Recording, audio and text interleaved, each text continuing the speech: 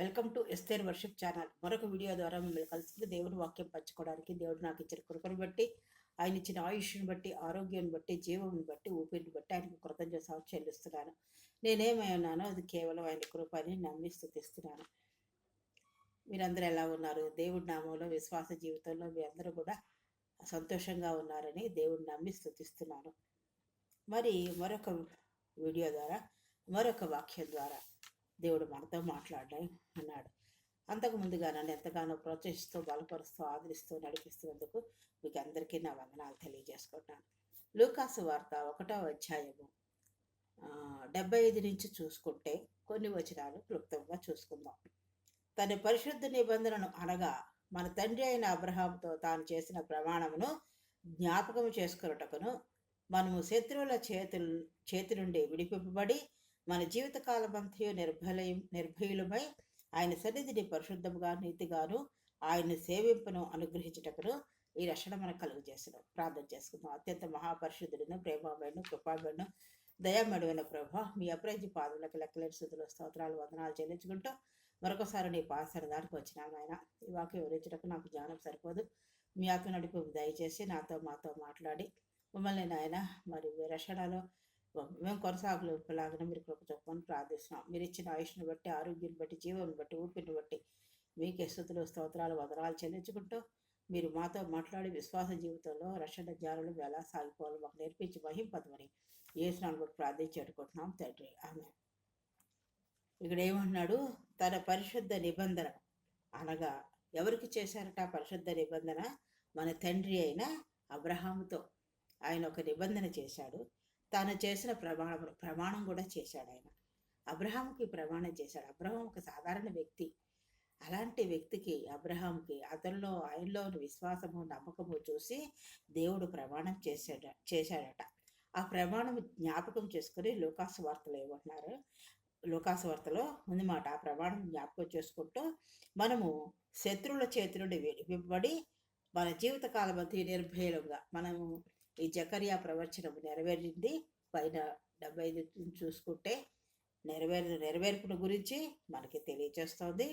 మనం శత్రువుల చేతిలో నుండి, అపవాది చేతిలో నుండి అనేకమైన శత్రువు మనకు కల్పిస్తూ ఉంటాడు. కాబట్టి వాటన్నిటి నుంచి విడిపింపబడడానికి మన జీవితకాలం అంతా నిర్భయులుగా, భయములేని వారుగా జీవించటకు ఆయన సన్నిధిని ఎలా జీవించాలంట?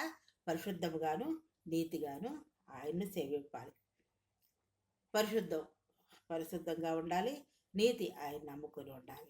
అందువలన ఈ రక్షణ ఆయన మనకు కలుగు చేసిందని ఉంది.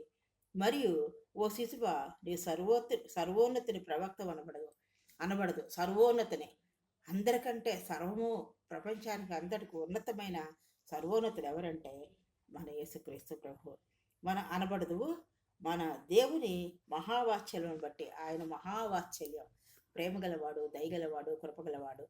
కాబట్టి ఆయన మహావాత్సల్యం బట్టి మన పాపములను క్షమించటం వలన తన ప్రజలకు రక్షణ జ్ఞానము ఆయన అనుగ్రహించినట్లు ఆయన మార్గమును సిద్ధపరచుటకే నీవు ప్రభువునకు ముందుగా నడుతూ అని చెప్తున్నాడు. మన పాదములను సమాధాన మార్గంలోనికి నడిపించినట్లు చీకటిలోను వడఛాయలోను కూర్చుండు వారికి వెలుగిచ్చుటకై ఆ మహావాత్సల్యమును బట్టి పైనుండి ఆయన మనకు అరుణోదయ దర్శనం అనుగ్రహించడం. చూసారా? మనము రక్షణ జ్ఞానం, మనకి ఏది కావాలి? ఆయన ప్రజలకు రక్షణ జ్ఞానము అనుగ్రహించినట్లు ఆయన మార్గాలను సిద్ధపరుస్తున్నాడట. ఆయన ప్రభువుకి ముందుగా నడుస్తున్నాడు. మన పాదాలు ఎలాగంటే సమాధాన మార్గంలోనికి నడిపిస్తున్నాడట. కాబట్టి చీకట్లోనూ కూర్చుండే వారికి, చీకట్లోనూ మరణాంధకార ఛాయల్లో ఉన్నవారికి వెలుగిచ్చుటకై ఆ మహావాత్సల్యమును బట్టి పైనుండి ఆయన మనకు అరుణోదయ దర్శనము అనుగ్రహించడం. ఇందులో 11 కానీ 14 కానీ చూసుకుంటే 14 మాటలు పరిశుద్ధ నిబంధన పరిశుద్ధమైనదంట. ఎవరితో చేశారు? అబ్రహాంతో చేసిన నిబంధన, ప్రమాణము మరియు జ్ఞాపకం చేసుకున్నాడు దేవుడు.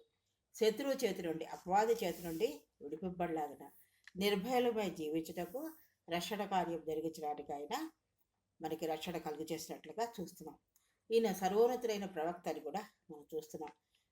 ఆయన మన పాపాలు క్షమించాడని మనకు తెలియజేస్తుంది. రక్షణ జ్ఞానం, ఈ రక్షణ యొక్క జ్ఞానంలో మనకి అనుగ్రహించాడు, తన ప్రజలకు అనుగ్రహించేటట్లు ఆయన ముందుగా మార్గాలు సరళం చేస్తున్నట్టుగా, సిద్ధపరుస్తున్నట్టుగా చూస్తున్నాం. తర్వాత సమాధాన మార్గంలోనికి మన పాదాలు నడిచేలాగా ఆయన చూస్తున్నాడు, నడిపించినట్లుగా ఆయన సమాధాన మార్గంలోకి నడిపిస్తున్నాడు. ఇది ఇక్కడ చూస్తున్నాం. దర్శనం అంటే ఏమిటో చూసుకుందాం.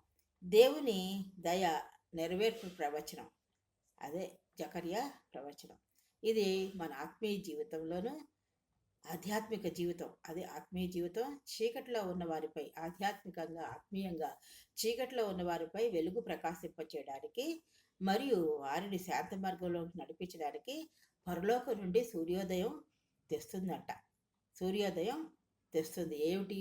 దేవుని దయ నెరవేర్పు తెస్తుంది. ఇది మెస్సేయ యేసు రాకను సూచిస్తుంది. ఏది సూచిస్తుంది? మెస్సేయ అయిన యేసు రాకను సూచిస్తుంది. ఆధ్యాత్మికంగా అంటే ఆత్మీయంగా కోల్పోయిన ప్రపంచానికి నిరీక్షణ, మోక్షం మరియు మార్గదర్శకత్వాన్ని తీసుకుని వస్తాడు. యేసు రాక తీసుకుని వస్తుంది అన్నమాట. దైవిక జోక్యానికి కారణమైన దేవుని కరుణ. ఆయన కరుణ ఏంటి?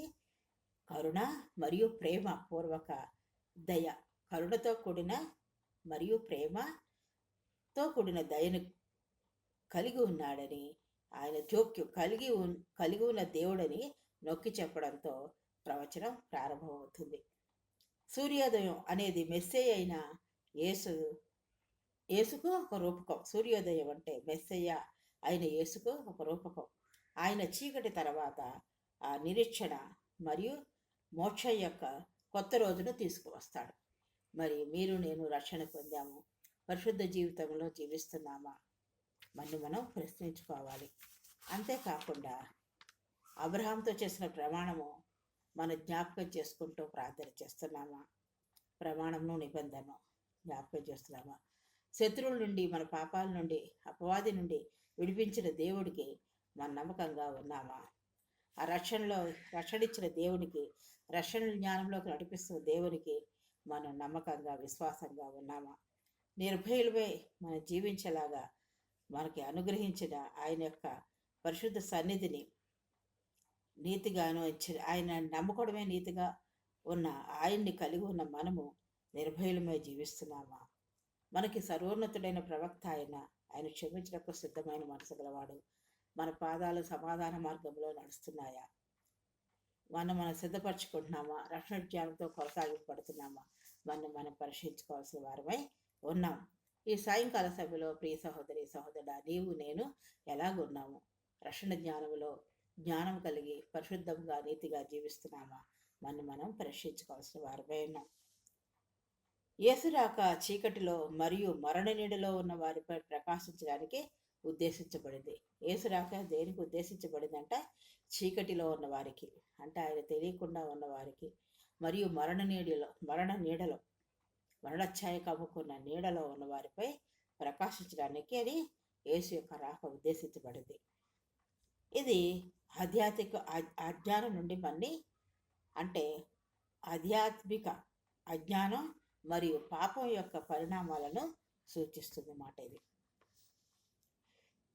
ఈ చీకటి మరణ నీడ అన్నది ఆధ్యాత్మిక అజ్ఞానం మరియు పాపం యొక్క పరిణామాలను సూచిస్తుందన్నమాట. చీకటి అన్నదాన్ని మరణ నీడలో అన్నదానికి అలాగా సూచిస్తుంది. ఏసురా అంతిమ ఉద్దేశం ప్రజల పాదాలను శాంతి మార్గంలోకి నడిపించడం. ఆఖరిగా యేసు యొక్క రాక ఏంటి ఆ ఉద్దేశం అంటే ప్రజలను వాళ్ళ యొక్క పాదాలను శాంతి మార్గంలోకి నడిపించడం. ఇందులో దేవునితో శాంతి, దేవునితో సమాధానం, దేవునితో శాంతి, హృదయంలో అంతర్గత శాంతి, హృదయంలో శాంతి మరియు ఇతరులతో శాంతిగా ఉండడం, ఇవి కలిగి ఉండడాన్ని సూచిస్తుంది. మరి ఈ రాత్రికాల సమయంలో, సాయంకాల సమయంలో లేకపోతే మరి మన ఆధ్యాత్మిక జీవితం ఎలా ఉంది? మనం చీకట్లో నుండి వెలుగులోకి వచ్చాం. మన వెలుగు ఇతరులకు ప్రసరించేలాగా మనం ఉన్నామా? మనం జీవిస్తున్నామా? మన నిరీక్షణ, మోక్షం, ఆ మార్గదర్శనాన్ని కలిగి ఉన్నామా? ఆధ్యాత్మికంగా ఏమి కోల్పోయామో ఈ సాయంకాల సమయంలో జ్ఞాపకం చేసుకోవాలి. ఆయన దయ కరుణ మన పట్ల ఉంది కాబట్టే ఆయన కృప ద్వారా మనకు రక్షణ ఇచ్చారు. మనం ఆయన్ని ప్రేమించలేదు, ఆయన ఇష్టపడలేదు. కేవలం ఆయన కృప ద్వారా నిన్ను నన్ను రక్షించాడు దేవుడు. కృప ద్వారా మనకు రక్షణ ఇచ్చాడు. మరి రక్షణ జ్ఞానంలో మనం జీవిస్తున్నామా? రక్షణ జ్ఞానంలో లోతైన అనుభవంలో మనం జీవిస్తున్నామా? మనం ప్రశ్నించుకోవాల్సిన వారమై ఉన్నాం. మన జీవితం ఎలా ఉంది? మన పాదాలు సమాధానకరమైన పాదాలుగా నడిపింపబడుతున్నామా? అలాంటి మార్గంలో నడిపింపబడుతున్నామా? నిర్భయులమై దేవుని కలిగి ఉన్నాం కాబట్టి నిర్భయులమై జీవిస్తున్నామా? ఆయన మన పాపాలు క్షమించాడు. మనం ఇతరులని క్షమించగలుగుతున్నామా? ఇతరుల గురించి, ఇతరుల పాపాల గురించి మరి వారి గురించి ప్రార్థన చేస్తున్నామా? క్షమించగలుగుతున్నామా? మనం పరీక్షించుకోవాల్సిన వారమైన. కాబట్టి మనం సరి చేసుకుంటూ రక్షణ జ్ఞానంలో అంతం వరకు విశ్వాస జీవితంలో రక్షణ జ్ఞానంలో ముందుకు సాగిపోవాలని కోరుతూ ఈ వాక్యాన్ని ముగిస్తున్నాను. చిన్న ప్రార్థన చేసుకుందాం. అత్యంత మహాపరిశుద్ధుడును ప్రేమామయుడు కృపామయుడు దయామయుడైన ప్రభు, మీ అపరాధ్య పాదములకు లెక్కలేని స్థితులు స్తోత్రాలు వందనాలు చెల్లించుకుంటూ మరొకసారి నీ పాద సన్నిధానంకి వచ్చినమైనా విరిచిన వాక్యాన్ని బట్టి వందనాలు ప్రభా. నాయన మరణ ఛాయలోని చీకట్లో ఉన్న మా మీద నా ప్రభా నీ కరుణా కటాక్షలు దయా ఉంచి నాయన నీ కృప ద్వారా మాకు రక్షణ ఇచ్చారు తండ్రి. మేము మిమ్మల్ని వెదకలేదు నాయన, మీరు మమ్మల్ని వెదికి రక్షించారు ప్రభా. ఆ రక్షణ జ్ఞానంలో వెలుగు ప్రసరించిన మా జీవితాల్లో నిరీక్షణతోనూ సమాధానకరమైన మార్గంలో మా పాదాలు నడుచులాగున నీ శాంతి సమాధానంలో నీ దయాకరణ మాపై ఉంచి అటువంటి జీవితంలో విశ్వాస జీవితంలో అంతవరకు నమ్మకంగా సాగిపోయే కృపని గురించి మీరే సహాయం చేసి మహింపదమని మీ ప్రియకుమారుడు మా రక్షకుడైన యేసుక్రీస్తు వారి పుణ్య పాదాలు పట్టుకుని అతి వికలనంగా ఎడుకొచ్చినాం తండ్రి. ఆమె నన్ను ఎంతగానో ప్రోత్సహిస్తూ బలపరుస్తూ ఆదరిస్తున్నారు. మరి ఇంకనూ నన్ను అలా ప్రోత్సహించి బలపరచాలని, సబ్స్క్రైబ్ చేసుకోవాలని, నాకు ప్రోత్సాహకరంగా నన్ను ఇంకనూ ముందుకు నడిపించాలని కోరుతూ ఇంతవరకు నన్ను ఎంతగానో ప్రోత్సహిస్తున్నారు, మరి సబ్స్క్రైబ్ చేసుకుంటున్నారు, నన్ను ప్రోత్సహిస్తూ బలపరుస్తూ ఆదరిస్తూ నడిపిస్తున్న మీ అందరికీ నా వందనాలు తెలియజేసుకుంటున్నాను. మనం క్రిస్మస్ మాసంలో ప్రవేశించాము. అందరూ సర్వ సమృద్ధితో సంతోషానందంతో క్రిస్మస్లో నూతన సంవత్సరాలలోనూ మనం ముందుకు సాగిపోవాలని కోరుతూ ఈ వాక్యాన్ని, ఈ వీడియోని నేను ముగిస్తున్నాను. దేవుడు మిమ్మల్ని అందరినీ దీవించుగాక.